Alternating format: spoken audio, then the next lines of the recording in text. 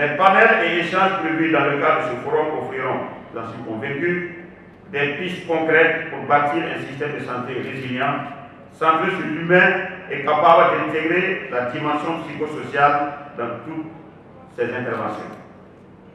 Je réitère ici l'engagement du gouvernement à poursuivre les efforts en faveur du Burkina Faso debout, fort de ses valeurs, de sa solidarité et de sa résilience, où la santé mentale n'est plus un tabou, mais un pilier du développement humain et de la paix durable.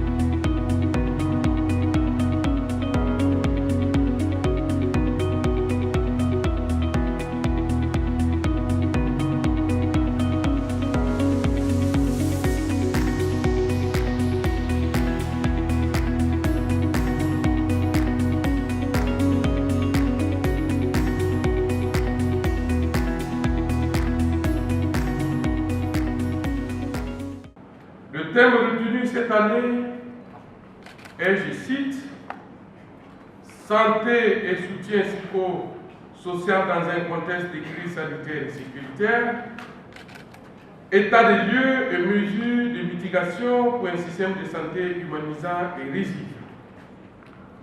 Ce thème nous interpelle profondément dans nos missions respectives de protection, de justice et de promotion des droits humains.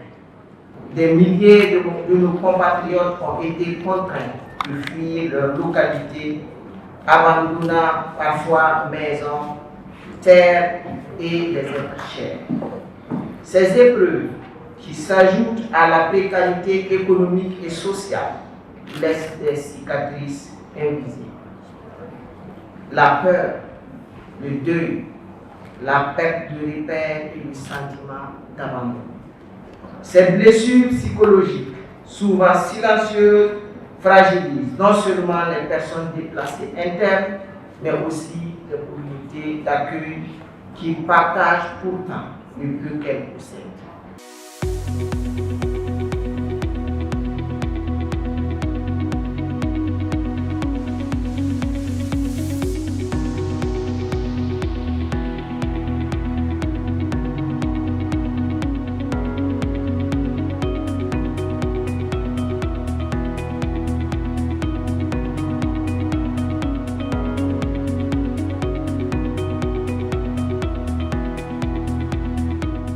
Dans le monde, 14% de la morbidité est liée aux troubles mentaux, dont 75% concernent les pays à revenus faibles ou intermédiaires.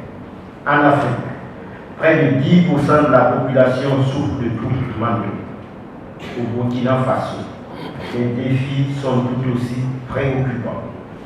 En 2021, selon une étude réalisée en population générale, 33,49% remplissaient les critères d'au moins un trouble mental. Selon une étude réalisée chez les personnes déplacées internes, pour la même année, la prévalence des troubles mentaux s'établissait à 44,51%.